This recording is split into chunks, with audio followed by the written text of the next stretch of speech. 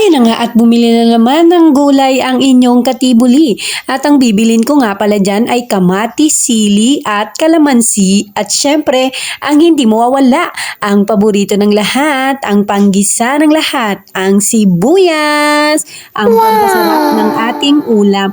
At yan nga pala ako lagi bumibili kay Mother. Napakabait niyan at malaki magpatawad dyan sa kanyang mga paninda.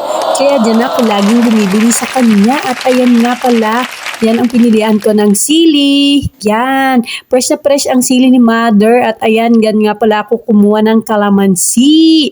At syempre, ayan na ang inyong katibuli, magbabayad na tayo dyan guys. At ayan, kinakausap ko pa si Mother dyan. Sinasabi ko sa kanya kung magkano lahat ang nakuha ko sa ilang pirasong binili ko na yon. Kaya ayan na nga guys, o tignan nyo, binibilang-bilang ko pa kung magkano ibabayad ko kay Mother.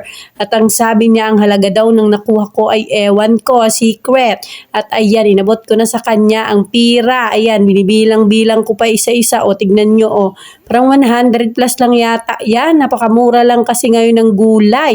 Buti na lang ang gulay, hindi nagtataas. Pero ang gasolina, walang lubay ang taas. Hay nako, ano man nangyari sa mundo? At ayan ang sili, napakapulang-pula, parang yung lipstick mo at nguso mo, sabog, parang bubble gum na sinapa. So ayan na guys, bibit-biting ko na at ako'y lalakad na papunta sa motor ng aking biyanan at kami ay uuwi na ng time na yan. Ay, bigla ko nga palang naalala, hindi may pupuntahan nga pala ako. Doon nga pala, sa may Palawan, express padala ba? Bakit pupunta agad ako sa motor? Ay, meron nga pala akong pupuntahan doon. Kaya ayan, ang katibuli nyo, tumalakad na siya papunta dyan sa Palawan, express padala ba? Ang hirap talaga kapag tumatanda tayo guys, nakalimutan natin ang ating ginagawa ba? Kasi bago ako bumili ng gulay ay mayroon akong pinuntahan sa may sanglaan. Alam nyo na, magsasangla na yata ako ng kaluluwa. Huy! Kaluluwa daw ang isasanla ng katibulin nyo. Ay naku, walang bibili ng kaluluwa mo. Ano ba yan? Ano pinagsasabi mo dyan, katibuli? At ayan, naglalakad ako ng lakad dyan. At syempre, ayan, nakita ko si Kuya Mar. Shout out po. Ayan, tinawag niya ako, vlogger daw. Hi Kuya Mar, shout out po sa inyo. Sana po'y makaubos kayo araw-araw ng tinda nyong taho.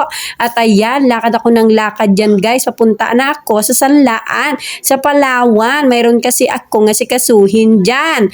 Ayan na nga, pataas na ako dyan guys at malapit na akong makarating. At ayan, ang ending, sarado pa rin. Ay naku, nakakainis. Sobrang aga ko yatang pumunta talaga. Kaya ayan, ang ending, balik-balik na naman ang inyong katibuli ice cream. Ay naku, nakapagod maglakad, napakainit pa naman yan. Diyos ko po. Pero wala tayong magagawa. Ganun talaga. Dahil pag may tiyaga, may nilangaw. Kaya ayan, another lakad na naman ang katibuli nyo.